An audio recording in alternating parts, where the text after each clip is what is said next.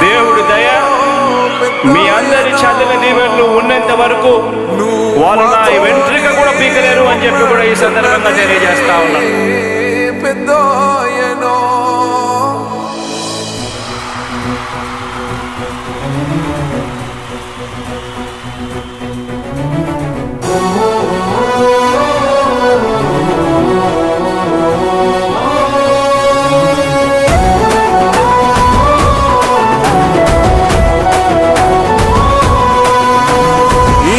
మాట తప్పితే ఓటు వేయొద్దని చెప్పిన దమ్మున్నడు జగను.